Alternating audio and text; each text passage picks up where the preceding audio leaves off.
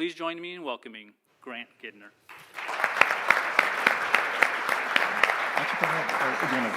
Thank you so much. Hello. Oh. I'm so happy to be here. Thank you so much for having me. I was telling Jamie earlier that I'm at the tail end of a book tour right now, and I was saying if this had been my first event, the rest of the events would have been screwed because they would have had to live up to this. I mean, this is absolutely incredible. So thank you to Rancho Mirage Library for having me, and Jamie for having me, and the program directors. This is such a dream. So yeah, I thought I would talk a little bit about my new book. I'm going to read for just a few minutes because I know that often induces napping reading, and then I'm excited to jump into conversation with Coy. So my new book is Let's Not Do That Again, and by way of a quick summary, it follows the last chaotic month of a congresswoman, a New York congresswoman's campaign for Senate. And in addition to all the normal political chaos that she's facing, the stakes of her campaign suddenly become higher when a video emerges of her wayward daughter throwing a champagne bottle through the window of a very famous Parisian bistro. So that sends her, as you might imagine, sends her campaign into this sort of this downward spiral. So to that end, it's a novel that's as much about family dysfunction as it is about political dysfunction, and particularly what happens when the two come together. So I'm going to read from the very beginning of the book, so it doesn't need that much of an introduction, but I think you'll figure out pretty quickly what's going on. So this is the prologue titled "Give Me a Smile." The champagne has gone to her head. Also, there's the problem of the smoke. It's everywhere. The smell of burning wood and plastic assaulting her nostrils, the crisp static of smoldering embers. It's raining, but that hardly helps. Fires spill from the storefronts along the avenue, flames outside of Bulgari, singed mannequins at Hugo Boss and Lacoste. A bank with smashed windows turned into an open-air theater, shirts with their tags still on them strewn across the streets. She finds herself part of an organized and slow-moving chaos. Protesters creep up the Champs-Élysées, their jackets slick with rain until the police, feeling as if they've been too generous, force them to relinquish ground. This is how it works, how it surges. 2 steps forward, 1 step back. The sea as the tide rises, climbing over shells on a long stretch of beach. Some of them wear gas masks that make them appear alien, insectile, and those who do not wrap their faces with handkerchiefs and scarves. A strip of wool bearing the logo of Paris Saint-Germain, or in her case, a square of silk from Hermes. Often, she sees the marchers, patriots to some, terrorists to others, stop to take selfies. Here we are, and here France burns, their smiles say, and when they're finished, they march on. They dodge giant hoses and sing. They balance their lit cigarettes behind their ears so they can use both their fists. They inch closer to the Arc de Triomphe, and from behind police barricades, tear gas cannons pop like so many corks. The mob's anatomy is the structure of an atom. At the center is a tight nucleus around which orbits a wild tangle of electrons. She is one of those orbiters. She could be 18, but she could also be 30. The smoke smudges out her years, adding lines where there shouldn't be lines while stealing others away. She wears a black Chanel dress and a pair of Adidas sneakers, and in her right hand, she holds a half-full bottle of champagne. Beneath her silk scarf, she's smiling, but it's a different smile from others. Hers is not wild and tenacious, but rather curious, the mild surprise of someone who's just woken up from a long summer nap. She reads some of the signs around her and joins in some of the chants, but after a few minutes, she gets restless, bored. She takes another swig of the champagne and drifts farther away. 2 people follow her. The first, a camera operator from a French news station. The second, a handsome man with full brown hair. They track her as she crosses Avenue Georges V and stops, finally, beneath the blood-red awnings of Fouquet's. The girl looks at the man with the camera, then up at the iconic restaurant. This, she seems to be saying, is the spot. Bits of marble lie at her feet, the detritus of a facade that used to stand here or on the Grand Boulevards, scabs picked from the face of Paris. She crouches down to touch them, and for a pure crystalline instant, the sounds of the avenue quiet and the world calms. Here is a girl, her hair in her face. Glass shatters, a waiter screams. Her hands now freed, the girl searches her pockets for a cigarette. The camera coaxes her into focus, and beside it, the handsome man laughs. "Greta," he shouts, "give me a smile." At first, the man with the camera worries that his friend has made a mistake. The girl stares at them blankly, her eyes wide and green and full. But a moment later, aha, there it is. The devilish curl of her lips, the glint of her perfect American teeth. Thank you.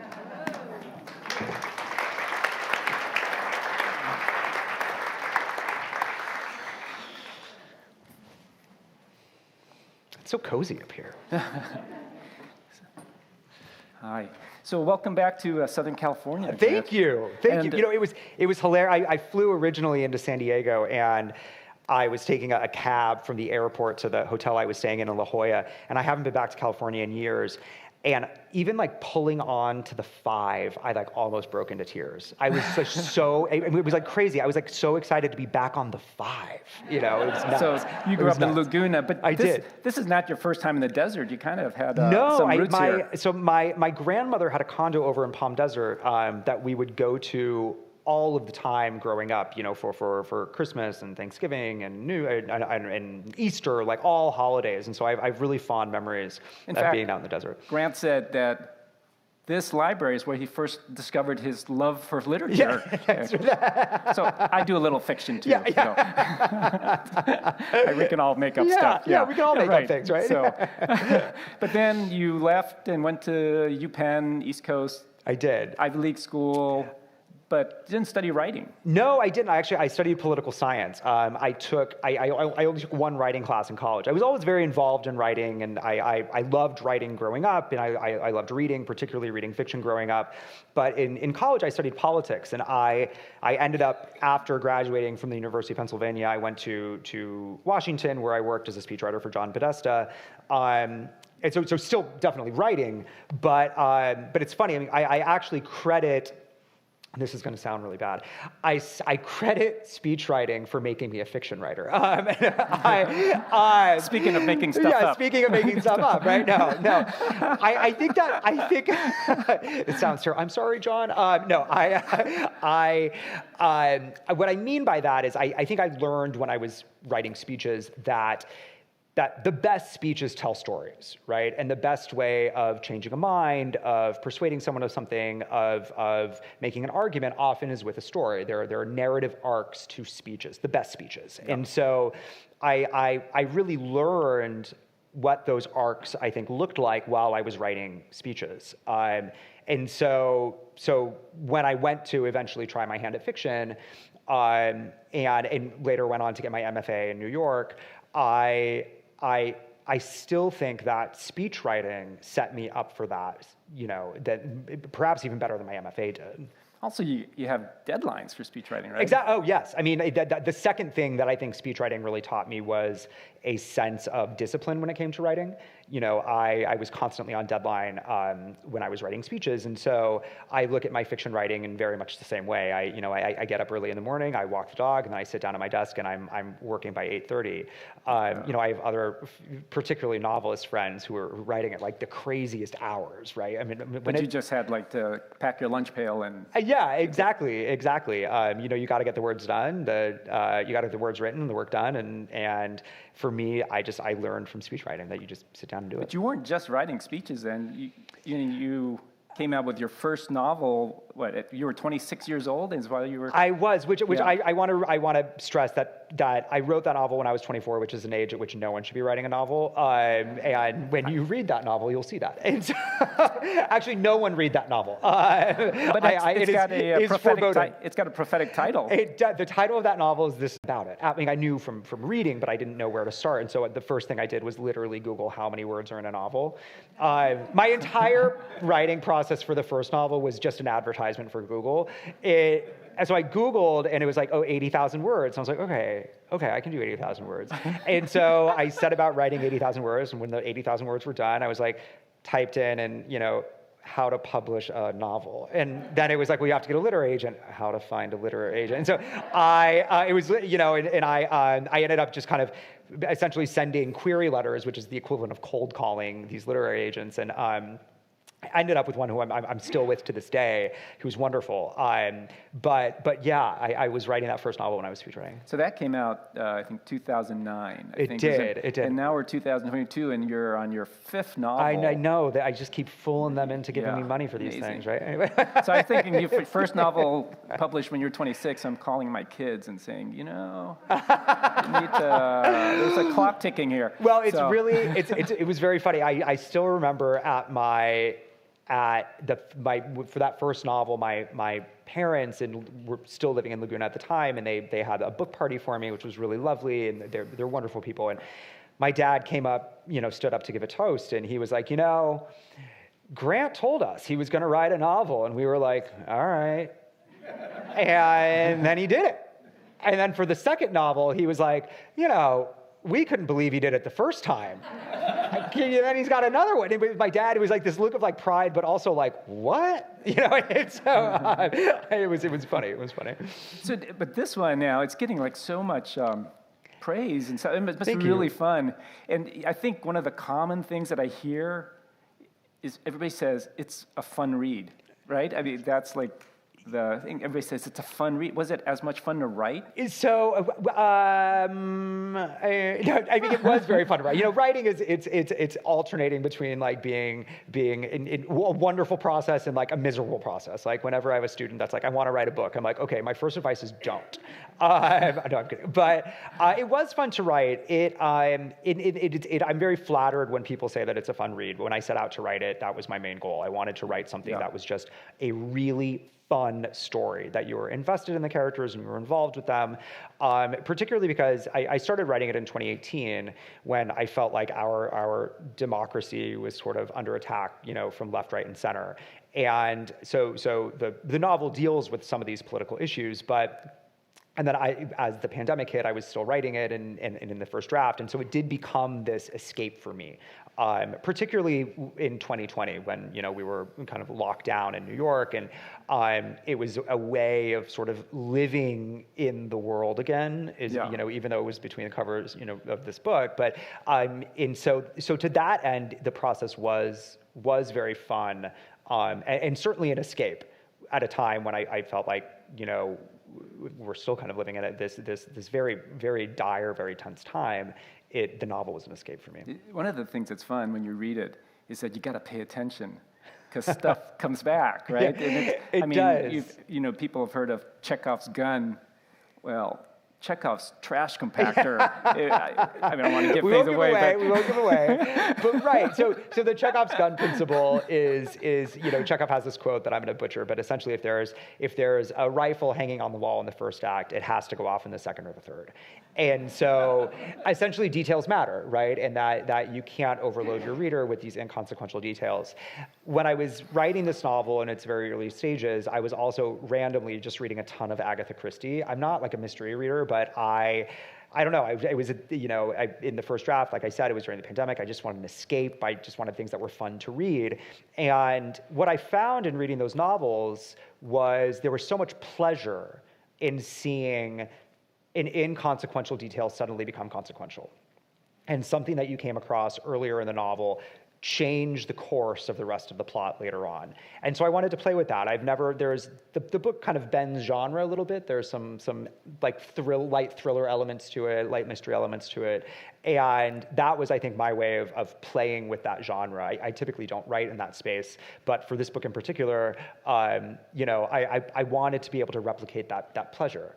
And it's fun too, because as a reader, when you see things that are foreshadowing, it's I wish the Coen brothers had put like a wood chipper in the beginning of Fargo, just so get ready for this. Right, get ready.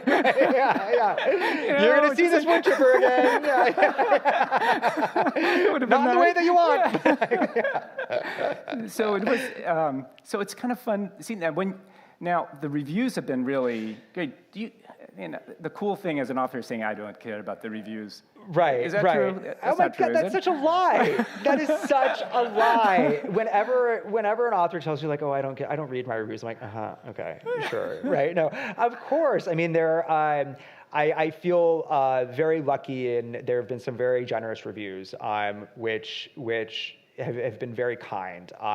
But it's really nerve-wracking. I mean, the New York Times reviewed it last week, and I thought the review was coming out the week before. Like, you never know when they're coming out, right? They like tell you like it's getting reviewed, but they don't tell you who's reviewing it, and they don't tell you when it's coming out. And so you're just like basically just waiting, with bated breath. And so the week that I thought it was coming out, I'm such a like neurotic mess that I like every night I would probably sleep like 2 or 3 hours, and I would just stare at the ceiling thinking of like all of the bad things like I was writing the bad review for my book, and I was so convinced that these were the things that they were going to say, that when this positive review came out, I actually had to read it like 4 or 5 times to believe it. I was like, no, that's not what it's supposed to say. It's supposed to say all these terrible things, right? And so, but I've been very fortunate. But we're in this funny world now where you have professional reviews. Oh, and then you got all the Amazon, Goodreads. Right. Do you read those reviews too? Right. Like for laughs, I think, once in a while. But that actually, I say that, but there are occasionally like, I'll check in on Goodreads every once in a while, but everyone likes to make fun of Goodreads, or authors do, but I'm often very surprised by the intelligence of not all the reviews on Goodreads, but the intelligence of the reviews, how careful of readers people are that are on Goodreads. They're often like very, I'll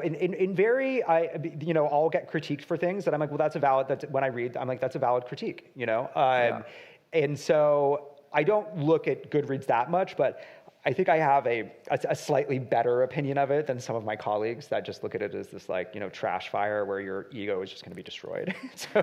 Do people write reviews do people, can put your hand up, you write reviews for Amazon or Goodreads? So. I think that please do. I'm serious. I think that as readers, you have every right to engage with the work in a public setting. The work is out there, and it's it's for you to consume. So when you, as an author, you read these reviews, whether it's negative, if it's a negative review, but especially if it's a positive review, how does that then influence your future work? It's a great question. I think that there's dangers of reviews if the review is bad, and then also, but obviously if the review is good, because I read this New York Times review that calls this a caper about urban elites, and the next book I'm writing takes place in the 1990s in Laguna Beach and is told from the point of view of a 15-year-old boy, which is like not an urban caper with elites, right? And so it's very different. So you can, it's very easy to get into your own head and say, well, should I just try to replicate this thing that I've already written because they seem to have liked that, which I think is a very easy trap to fall into. But I'm more interested, I think, in trying new things and growing as a writer and trying different formats and forms and perspectives. And so you have to shut that out as well, the good stuff and the bad stuff. You do that in this book a little bit. You kind of played with, most of your books, I think, you enjoy having multiple perspectives, That's right? That's right. But here you did something different with one of the characters. Right. So so this book is told in 5 acts, and the 4 of the 5 acts are told in the perspective is close third person, right? So you're he, she, and everything, and you're very close to one character. And I traditionally write books in that way. I like alternating, kind of jumping around between characters. I like trying to see how 2 characters would think about and process and experience the same event in different ways. But there's one section in this book, the second section, is told entirely in first person from Greta's points of view. Greta is the young woman who throws the champagne bottle. And in the first draft, that wasn't the case. It was all about Greta, that section, but it was still in close third person. But what I found was, she, as a character, she makes some pretty despicable decisions, and she's kind of a mess, like a big mess. And to getting that close third person, it wasn't allowing me to develop enough sympathy and compassion for her and her choices. That narrative distance didn't allow for it, right? There was still that critical distance where you didn't quite understand what was happening with her, versus first person really allows you to get into a character's head and kind of unpack them and just open up their brain and embody them. And she needed that if the reader was going to spend the rest of the book with her. Yeah, she's really critical that you have to buy into. Right, yeah, she's incredibly critical. So I figured out something in Grant's characters, if you're reading, and you're not sure, am I supposed to like this character or not? Is if he mentions what books the character reads, it's a tip-off. Okay, so if a character reads Zola, Sontag, Camus, this is a good character. Okay, if the character just has like a book of nudes, it's probably not a good character, right? It's so Coy and I had a quick conversation. We all, these are all readers here, so we have this bias too. Right. And so good people read. Good people read, right? Right. Yes. Good right? people like read. That, right? And assholes don't read. Right? And assholes don't read. Right. Right. I'm gonna paraphrase it to like take the vulgarity out of it. But there's that famous John Waters quote where it's like, if you go home with someone and they don't have books, don't them. And I couldn't agree more. But it was so funny. Or just don't stay for breakfast. Don't stay for breakfast, right? Yeah. Just get out of there. Get out of there, I mean, it depends on how nice the apartment is. Right. It was funny when you pointed that out to me the other day. I didn't even realize that I was doing that in my books. I was characterizing people by what they read. And if they didn't read, then that meant they were not a good character. And so I was thinking about it and I was like, oh my God. And then in previous novels of mine, I do the exact same thing. And so it's a tell. It's a tell. It's a Ginder tell. It really is a tell. What are they reading? So what are you reading now? Oh my gosh, that is a great question. I just finished. You got this book of nudes. In my backpack, and I just have a book of nudes. Herbert's book of nudes. I just finished a really wonderful novel that's actually coming out tomorrow called Marrying the Catch-Ups, which is a funny title. But does anyone know what Marrying the Catch-Ups means? Did anyone ever work as a waiter? Marrying the Catch-Ups is what you do if you work at a restaurant, when you're putting, if you have a half-empty bottle and you're making a full bottle, it's called Marrying the Catch-Ups. And the writer is Jennifer Close. It comes out tomorrow. It's a family story about this family that owns 3 generations of this one family that owns a restaurant in Chicago. This big Irish family, and just kind of follows them in 2017. And she's a wonderful, wonderful writer. And I think this is probably her best book. And I'm excited. It's got a rave in the Times. You should all read it. It's a wonderful book. So now, it feels like a warm hug, and I needed that. And so I had a conversation once with an author who said that while he's working on a book, that he won't read because he's worried that other author is going to creep into his work. Right. It's interesting. When I'm working on a book, I do read, but what I read is very specific. And so, for example, when I was writing this Greta section, the one that's in first person, I was reading exclusively fiction that was in first person, because I hadn't written first person in so long that I had to be kind of reminded of the rules of it and how it works. Because obviously, when you're writing in first person, you can't observe everything. You're only in one mind, and so I needed to see how it worked. So my desk was just covered with novels that were written in the first person. I have a very difficult time, to that end, I have a very difficult time reading something that is wildly different than my own work when I'm working on something. So, for example, when I was working on this book, I couldn't read, I don't know if anyone has read the new Anthony Doerr book, Cloud Cuckoo Land, which is exquisite and is, this travels in time and is all over the place and is this huge sprawling epic. I couldn't read that because it was just so different than what I was writing. I would get distracted, and I'm the sort of person where I like the shiny new thing, and so I would read that book and I'd be like, well, I want to write that book, but I'm not writing that book, and so yeah. I have to kind of prevent myself from doing that. So when I'm between books is when I just pack all of that stuff in and just read nonstop. So reading for pleasure occurs when you're between writing. Yeah, I mean, I definitely, look, I love reading, so I kind of always consider reading pleasure. Yeah. But the reading a wide expanse and across genres and across forms, that occurs usually between books. Mm-hmm. One of the things that comes out in your books is family. And there's this, I call it the myth of family. Family first. Family's the most important thing. I love my family. Yeah. What is it? The home is the place where when you have to go there, they have to take you in. Right. That's Robert Fry. Right. Yeah, they have to take you in, but then when the door closes, it gets ugly in there gets sometimes, really right? ugly. It can be really that's where all the opera stuff happens is inside the family, right? And you kind of play with that. I do. So family dysfunction is something that I think is universally interesting, because enough of us are familiar with it. But I'm being generous. That said, I should say I have a wonderful family, not without its dysfunction. But I have a funny story about that in a second. But I'm really interested in, when it comes to family, the imperfect ways that we love each other. I think that we try and we fail. Love, I think, ultimately ends up disappointing us from time to time, but that doesn't excuse us from the obligation of loving. And so once someone that we love does disappoint us, or once we disappoint someone else, how do you bounce back from that? Right? And so that is one thing that really interests me within families. And then just the politics of family, right? The subtle negotiations that take place constantly between siblings, between children and parents, between spouses, that interests me as well. How do we reconcile our duty to one another with our own selfish desires? And so a lot of my books explore that. Yeah.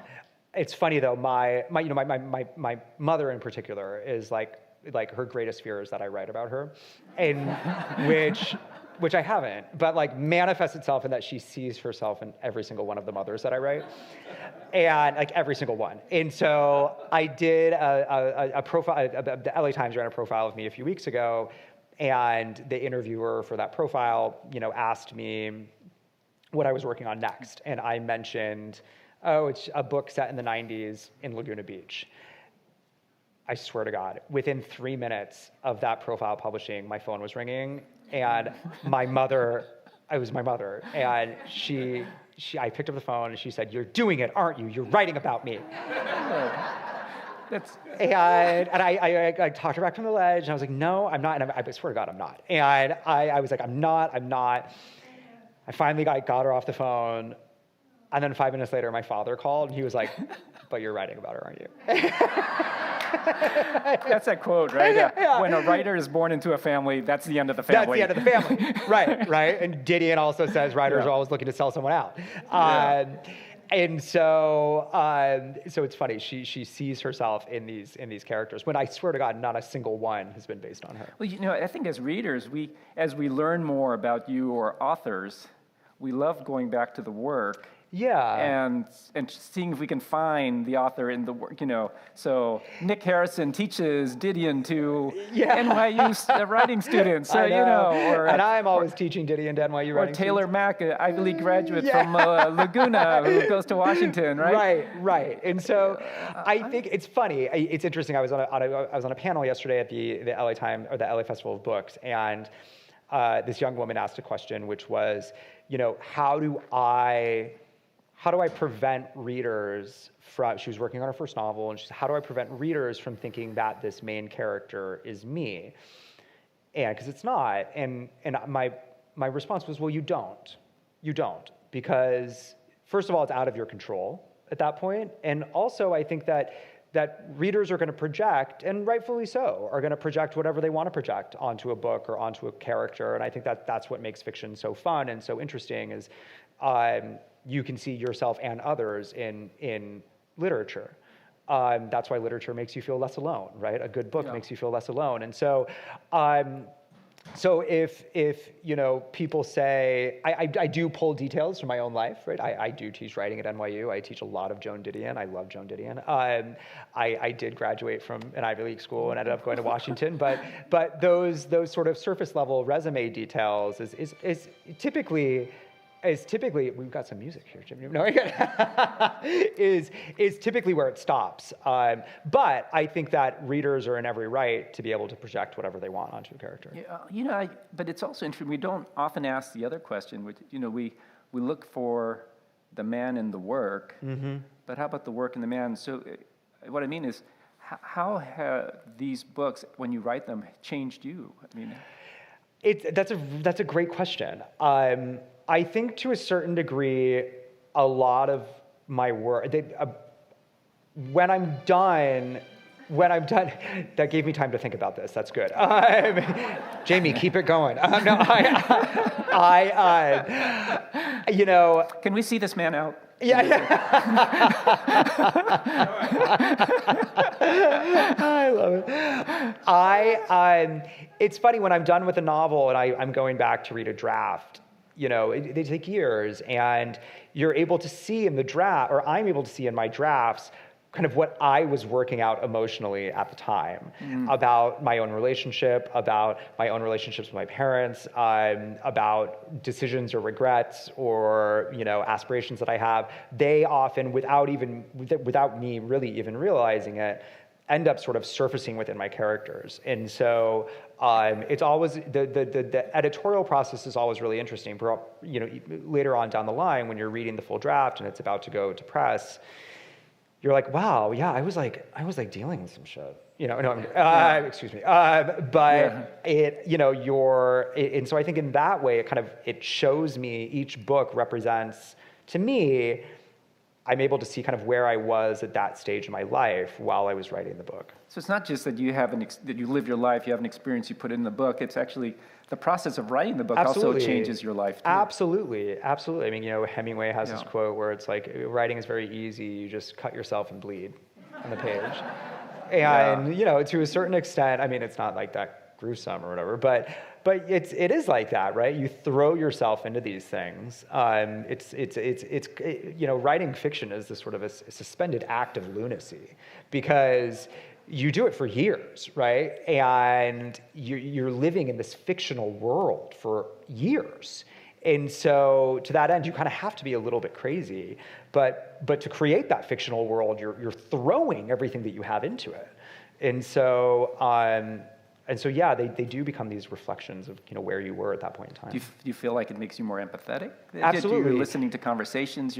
This is all. Absolutely. I think writing makes one more empathetic. I think reading certainly makes one more empathetic. I think that is the great power of all literature, is that it forces you to reckon with other perspectives and to connect with characters in ways that are unexpected. That's when I'm always, I bristle when people talk about unlikable characters, because I'm like, well, maybe you just weren't able to extend your empathy far enough. Or maybe you saw something of yourself in a character that you don't particularly like. I often find when people call characters unlikable, it says more about the people calling the characters unlikable than it does about the characters. And so... It's an unlikable reviewer. Unlikable reviewer, right? Right, yeah. Yeah, exactly. I tend to write unlikable characters. Yeah. So. Humor is a big part. It is. Of your... and that's something you enjoy bringing to a book, and I do. I also think it's my way as an individual, and this is, I'm sure, why it comes up in my writing. But as a way of, humor is a way of coping, right? You look at the world, and it's like a teetering on the edge of the abyss, and like, if I'm not going to laugh about it, I'm going to go mad. And so, humor for me is a way of approaching, I think, difficult topics and difficult questions. And so it does pop up in my book. I never really set out to write a funny book. I think that when humor is forced, when you're trying to be funny, you can't be funny. It just kind of has to happen. And so I often, the humor just sort of arises in the various situations that I'm writing, or the various characters that I'm writing, or dialogue that I'm writing, but I rarely set out to write a funny book. Would you like to write a book that makes people laugh but also makes people cry? Yeah, I love making people cry. If they cry, they cry. But I think that, look, this is it kind of gets to the question of, I often have a problem with, I read a lot of bleak literature, right? But I often have a problem with literature that like a book that doesn't have a single funny moment in it, or doesn't have any sort of playfulness to it, because like, that's not the way the world works, right? The world is, yes, bleak and depressing and dark, but it's also really funny sometimes. And so if I'm trying to capture how I view the world, those two things, the bleakness and the humor, like are inextricable from each other, right? They're always sort of coexisting. And so that's another reason why I think that humor finds its way into the book, is that like things are really depressing, but also things can be really funny. And so I think it's just how I see the world as well. Yeah. So do you, the next book, you don't want to talk about that too much? Maybe. Not too much. It's all about my mother.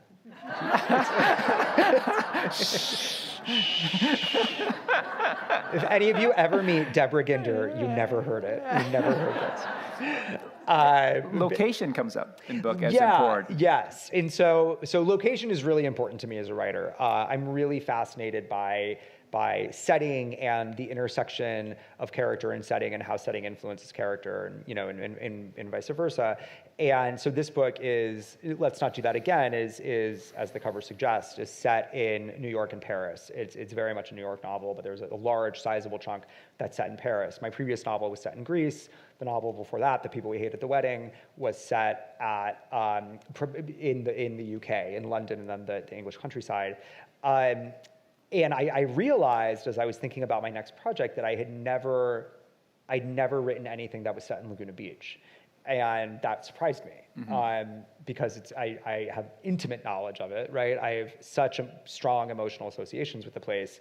So I'm excited to write about it and to use it as an excuse to go back. Setting's so important too, because of the emotions that bring when you return to places as well. Mm-hmm. Oh, absolutely.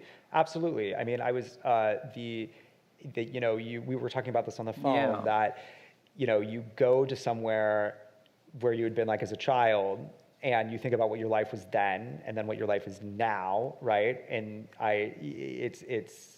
you think about you return there and you think about the person that you were then, right? And you try to do the math of how you evolved to the person that you are now when you're standing in the same place. And it's a really moving experience. I read someone wrote that their biggest regret for people who didn't have the chance to travel is that they couldn't experience this, right? That they couldn't go back somewhere where they'd been before, because it's that moment that you really evaluate your life and the directions, the different roads that you might have taken. Yeah, I mean, I was telling this to you on the phone. I had this really profound moment along these lines when I was 14. I went to school in Greece for right outside of Athens for 3 or 4 months, and I was there. We went to the Acropolis, and et cetera, and I was 13, 14. I was just kind of realizing I was gay, but really struggling with it, and I went back to Athens when I was researching my last book, which again is predominantly set in Greece,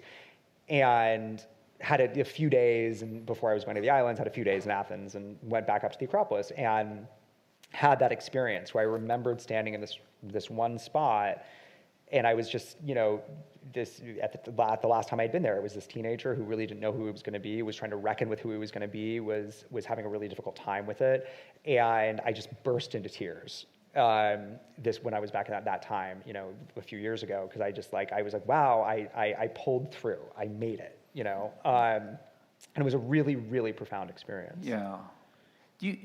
So different locations, have you tried, are you thinking about writing in different times? You said this next one, although we're not going to talk too much about it. Yeah, no, we can, right? Yeah. And so it follows my mother from, no, I'm kidding.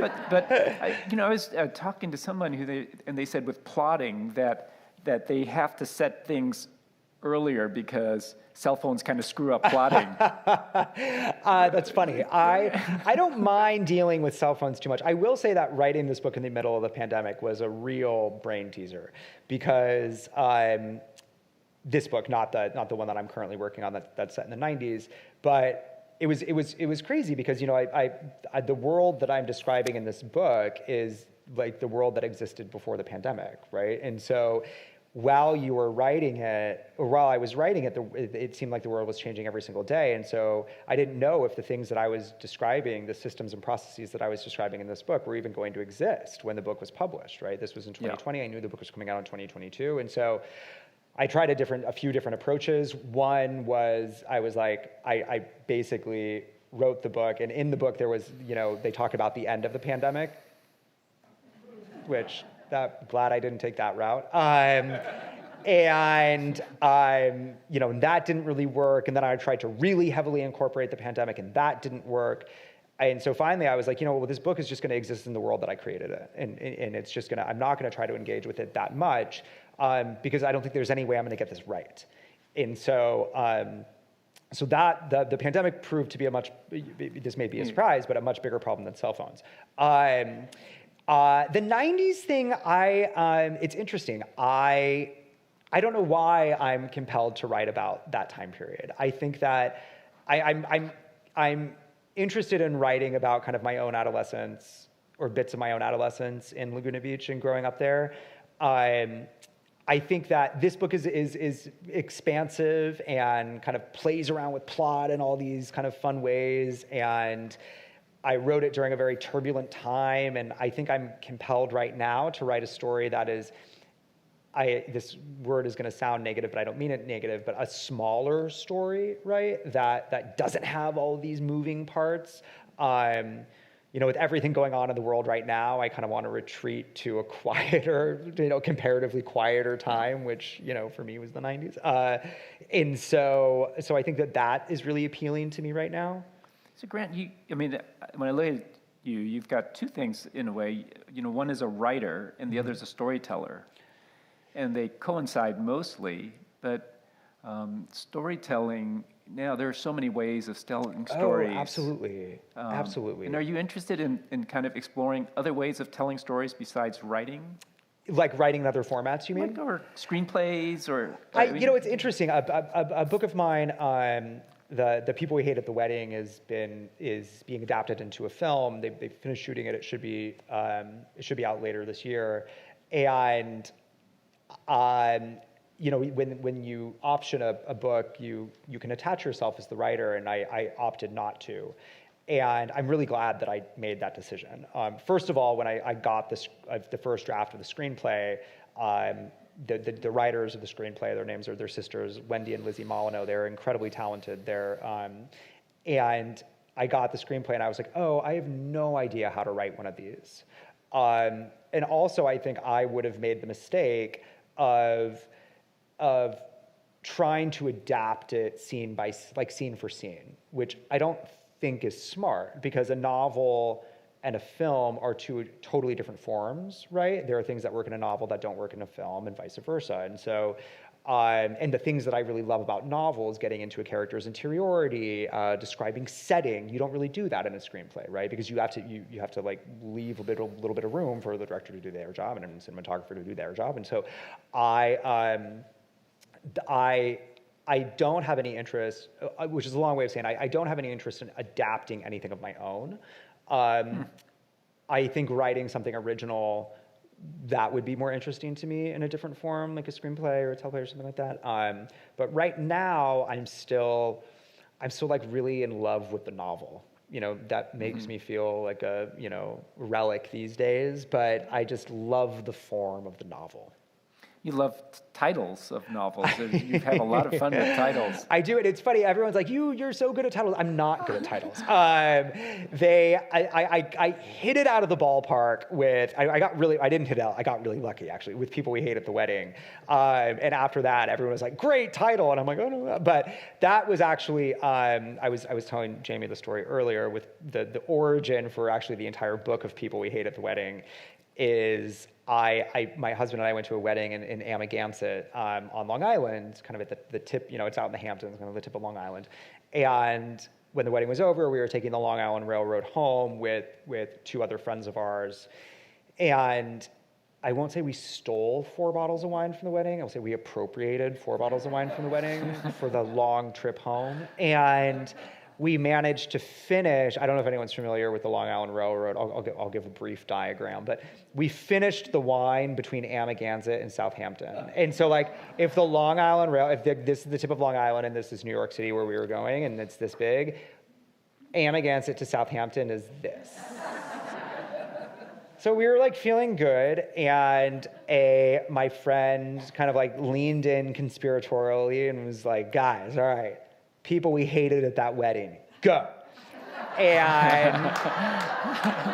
And it was like, I was like, again, a bottle of wine deep, and so I was like kind of like one eye open, and it was the only smart thing I've ever done as a writer is I like took out my phone and put in the notes section, the people we hated at the wedding title, ?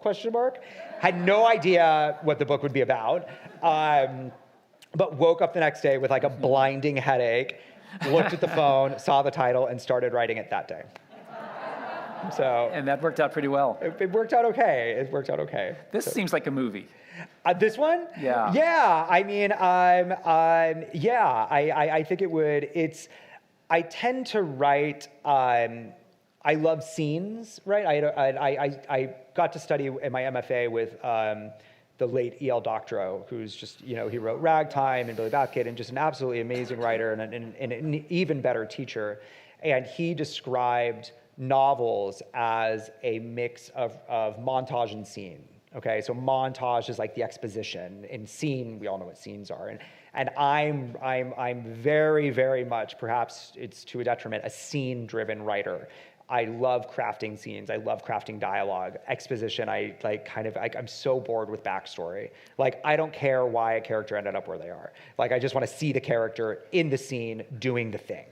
And so, so this book, especially, I think of all of my books, is the most scene-driven.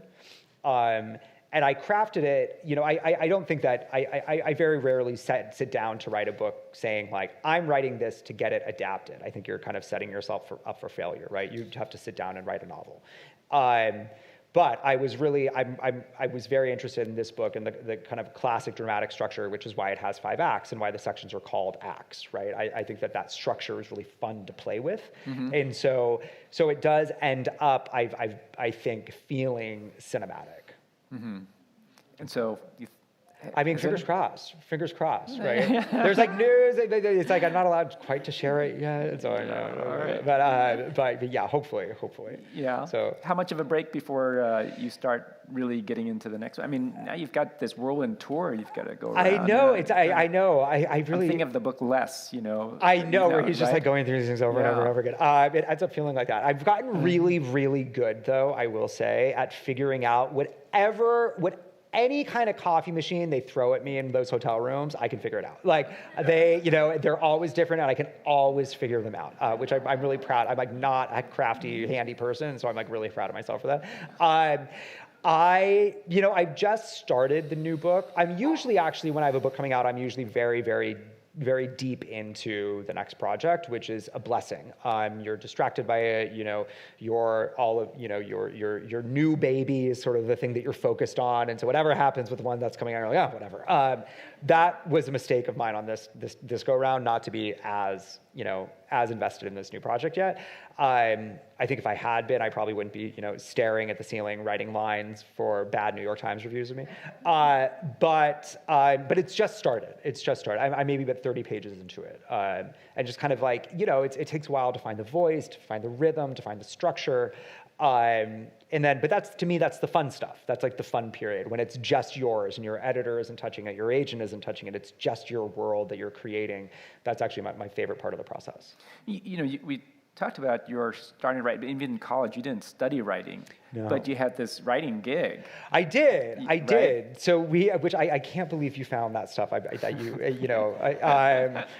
little creepy, isn't it? Yeah, no, it's not creepy at all. But like, I can only read it with like one eye open. So I'm so sorry that you did. At the University of Pennsylvania, there is the Daily Pennsylvanian is the newspaper, and then the insert. There's a weekly insert that's like the arts and culture and humor insert in the newspaper called 34th Street. And I started working for 34th Street my sophomore year, and like, I told you this, I was like, I found my tribe. I was like, oh, writers are my tribe, right? I like hung out there all the time in the offices and ended up becoming an editor and edited a bunch of different sections, one of which was food and drink, which is why you read so much about me drinking. And then the ego section. Oh, yeah, and then they created this section called ego, which, that they just sort of told my co-editor and I, they were like, you guys can just like do whatever you want with it, which meant that it was like a total disaster and there was like no coherent voice to it, but it was really, we had a blast, right? It was sort of like we were just like laughing at ourselves. You're writing with other people in a way, or you're sharing. I mean, it's a really different dynamic than waking up and sitting down at a computer by yourself. A very, very different dynamic, but it was a blast. It was so fun. And I feel like that's when I really caught the bug, you know, where I was like, oh, this is something I want to make a career out of. Because I think of writing as such a solitary thing. It is. Like music, you have bands, but writing. It's a very, very solitary gig. It's like my dog thinks I'm the most boring person alive because he just like watches me from the couch. He's like, oh my God, you're at it again. You give up. But it is a very solitary gig. You get really, really good at being alone, which I think helps explain why, you know, there's this question that I think novelists in particular are often asked, where it's like, you know, when you're done with a book, do you miss the characters? And I do. I mean, it sounds crazy, but I really do end up missing the characters because these are the people that you're spending your days with, right? These are the people that you're thinking about, which again, writing fiction is a suspended act of lunacy because they're figments of your imagination, right? And yet you can hear their voice and see their faces and you're like, I wonder how Nick would react to this. You're having these conversations with yourself. And so you do really end up missing them when they're gone because it's just you and them. You quoting them? Yes, yes, or I'll be out with friends and I'll be like, oh, I had a friend who said this really funny thing the other day, and I'm like, oh no, that's actually a character that I wrote. My friend's like, who? I'm like, don't worry about it. Oh, I think Aaron's giving me the eye. How are we doing? We're about closing up, but we do want to take some Q&A. So. Cool. I can't say who wants. Oh. Hi. Hi. I really love the scene where Greta is pumping Nancy for commentary on all the people in Washington. And I was wondering, did you laugh out loud when you were writing that? I did. And my husband thought I was absolutely crazy because he was like in the other room and I was like bursting out laughing and like these devious little giggles as I was writing. Greta asks her mother to like basically give one sentence answers to all of these people in Washington, ranging from Chuck Schumer to Lindsey Graham to like everyone. And she gives these ones like kind of like really like fast rapid fire responses, which like was really just my way. The whole scene was constructed so I could write mean things about Lindsey Graham. Maybe we should have you read that section. I know. Sorry about that. It's true. But I did crack myself up, right? If I can say that. So. The two main characters are female, and I'm curious, as a writer and as an instructor, when you're writing from a female's experience and perspective, is there intent, or are you writing it and then sometimes do you think, well, she may not have worked that way? Is there a female-male brain in how you're writing about women? It's a good question. When I'm writing it, no. I'm just trying to create this person, right? I will, with the Greta section in particular, I have my best friend who's a novelist and a woman. She's also one of my first readers. Like I ask her to read that to say like, hey, is there anything that's like off here, right? Is there anything? Because I think that that's when you're writing anyone else's perspective and identity, I think that's a responsible thing to do. But when I'm first crafting the characters, not really. It's later on, I think, when I'm kind of, fine tuning. Do we have any other questions? Back here. I'm just curious, other than your drunken state that got you that wonderful title, do you find that you start, I guess, what's that first spark? Is it a character? Oh, Is that's a it great a question. setting? Is it an incident? You know, that's a great question. Right, it's like, where does inspiration come from, right? And I think for me, it's always a little bit different. For my last novel, the one that was set in Greece, for example, I had never written about Greece. Is another place that has these, as you know, just from the memory I was sharing, has these really profound connotations for me, and I had some really formative experiences there, and so I wanted to write about Greece, and so I crafted the story around place. With this book, it was I wanted to write something fun. I was interested in writing something that was like kind of caper-esque, like playing around with the genre. I was also really, really interested in a central moral question for this novel, which, again, when I was writing it, we all were seeing our democracy, which I think is something that we had taken for granted, being threatened from left, right, and center, and seeing just how fragile it was. And I was really interested in the question of, how far would I go to protect this thing? How far would anyone go to protect this thing? To what degree would I bend my own morals and ethics in the service of the greater good, which is protecting this thing? And that's a question that this family is faced with at the end of the novel. And how they decide to respond to that question is going to have, you know, enormous repercussions for the rest of their lives. And so with this, it was that question that I think kind of was the seed for it. But it always changes a little bit, you know. Sometimes it's like 4 bottles of Sauvignon Blanc on the LIRR, you know. Inspiration comes in the weirdest places. All right, any more questions? All right. Well, I do want to thank Grant and Coy. Thank you all so much. Jamie, thank you. And thank you, Aaron. This is great. Thank you. Wow. Thank you, Coy. This is great. That's great.